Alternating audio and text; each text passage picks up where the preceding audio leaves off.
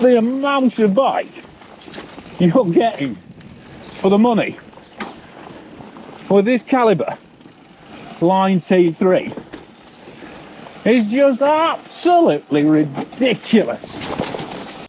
I'm Guy Kesteven, and this is the Calibre Line T3 27.5, and we're going to take a blast down the trails so I can tell you why I think this is the best mountain bike you can buy in the UK for under £1,000.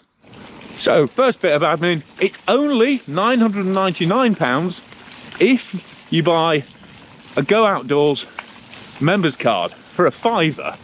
So I guess in theory, it's actually £1,004, but no one's going to click that headline, are they? And considering that saves you 200 quid, then just buy something else with your Go Outdoor card while you're there, and we'll call it quits, okay? Because there's certainly nothing fishy going on with the rest of the numbers on this bike. Geometry is super important. Oh. Thanks very much indeed, thank you. And an area where a lot of companies just use an older frame to save money, but this T3 line is bang up to date. You got a 64.5 degree head angle, 75 degree seat angle, and this medium I'm riding, 450mm reach, and the large, 475mm reach, which is probably the size I should be on, but this is the bike I borrowed off MBR, and obviously it would have been smoother to go down the other side, but I just want to show you that at 140mm travel plus 2.6-inch tyres can take a set of steps pretty damn well, even in wet and slippery conditions like that.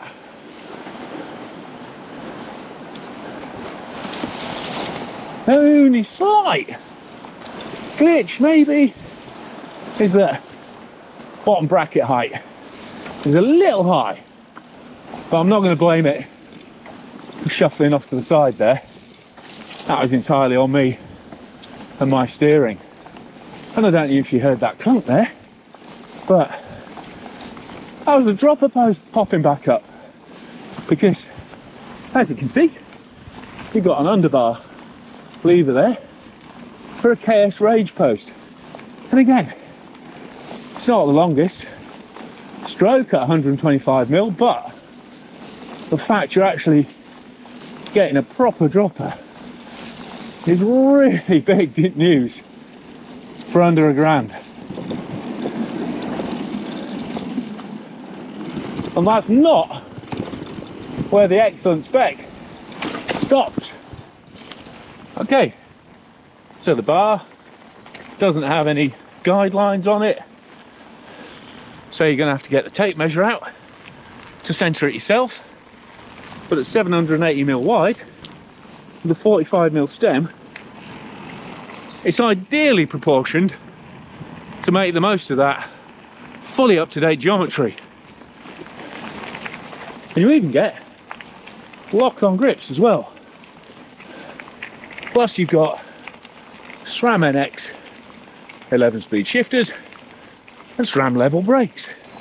Looking down at the forks, not only is that a tapered steerer for extra stiffness without excess weight, it also makes the fork easy to upgrade. But to be honest, this RockShox Recon fork, yeah, it's the silver, so you've got a steel steerer, which is a bit heavier than alloy, but they're sprung, so it's easy to adjust pressures for different rider weights or different rider aggression levels.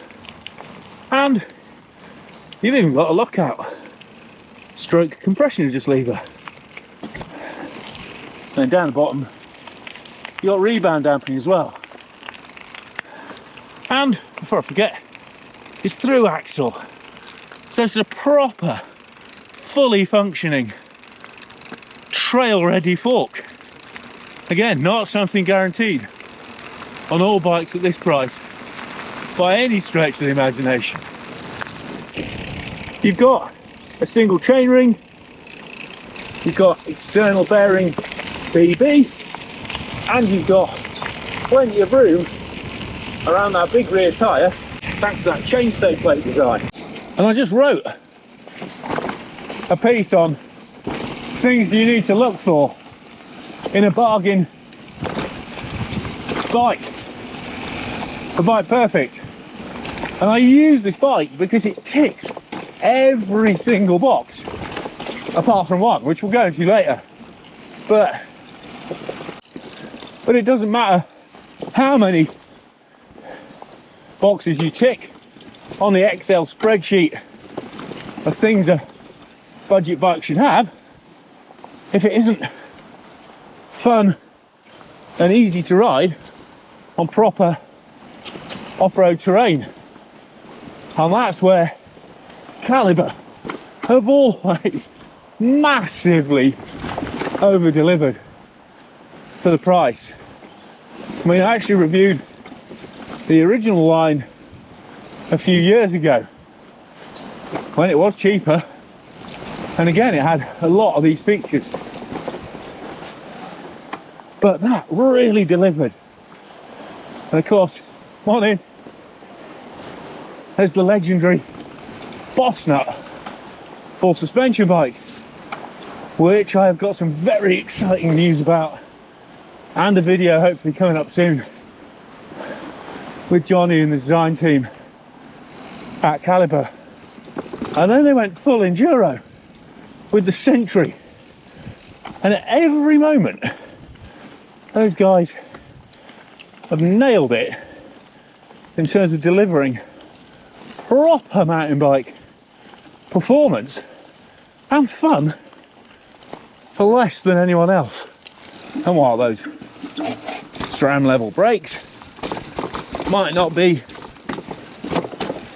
as sensitive and super well modulated, more expensive models, you know, they're SRAM, so it's very easy to find spares for them, and their simplicity makes them consistent as well. And it's having that fork up front that really makes a difference. Smoothness on this bike, so as you might expect, a basic alloy frame isn't as smooth as something like that Pace 529 I was riding the other week. But then that frame alone is nearly 80% of the price of this entire bike. And while a lot of brands have switched to 29er now, and there is a 29er version of this Line T3, but that doesn't qualify for the sub £1,000 award because it's 1,100 quid, even with that Go Outdoors discount card. But I would say, if you're more into mileage than mucking about in the woods, then it is probably worth spending the extra 100 quid for the smoother roll of those 29er wheels, because that is the one thing that I did put on my wish list for bargain hardtails that this bike doesn't come with. But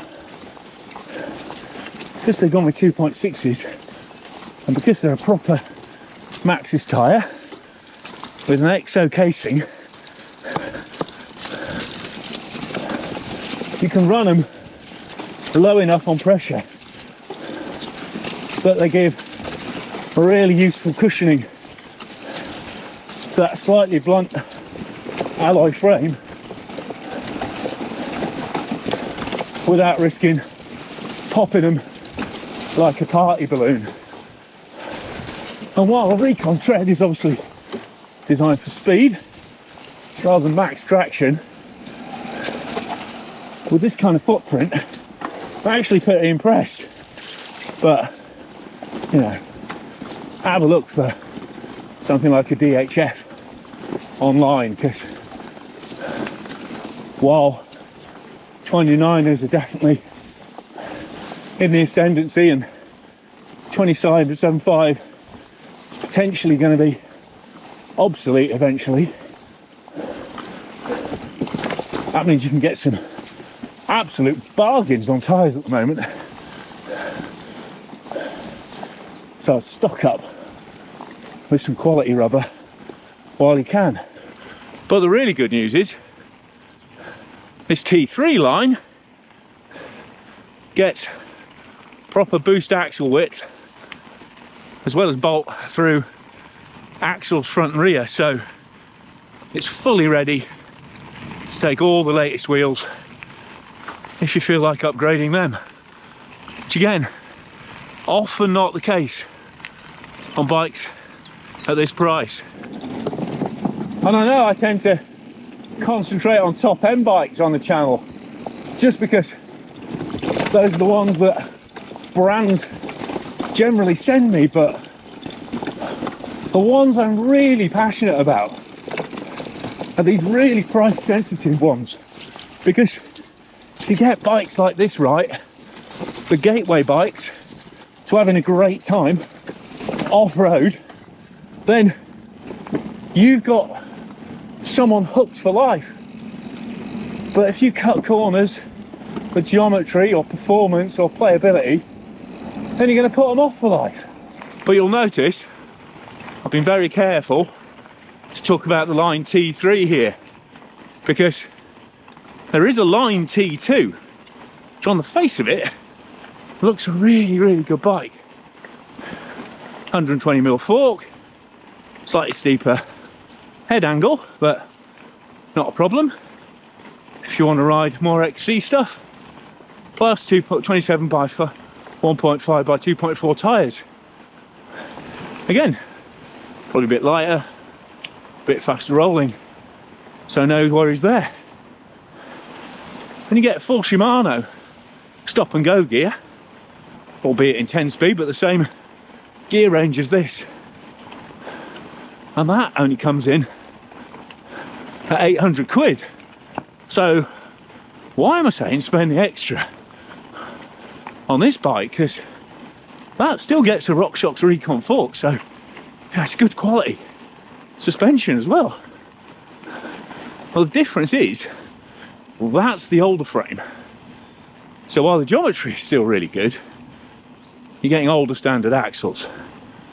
Now, if that's not an issue, if this is going to be a bike that you just buy, ride to death, get hooked on mountain biking and sell on, then happy days.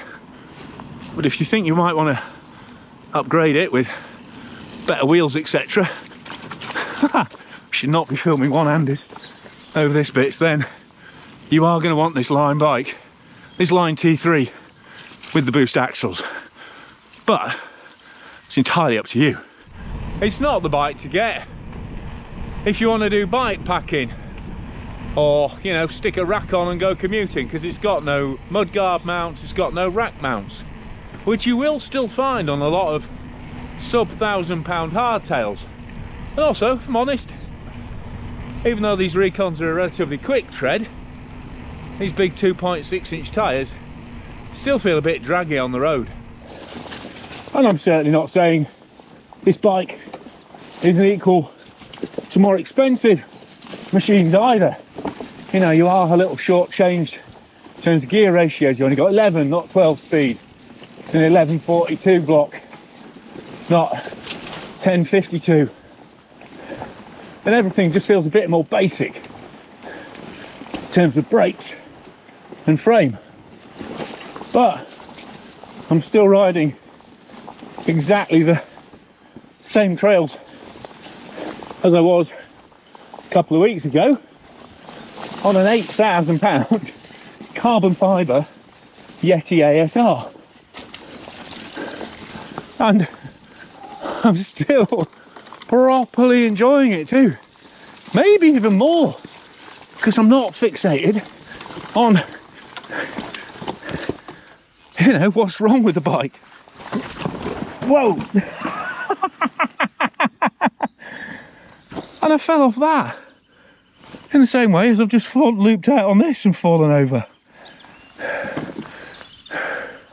Right, let's have another go at that with a run up. And while it does have bigger gears, thought I was going to be able to do the thing there where bigger gears give you more torque and you get up stuff that you might not have done had you been spinning in full eagle, but I blew that section.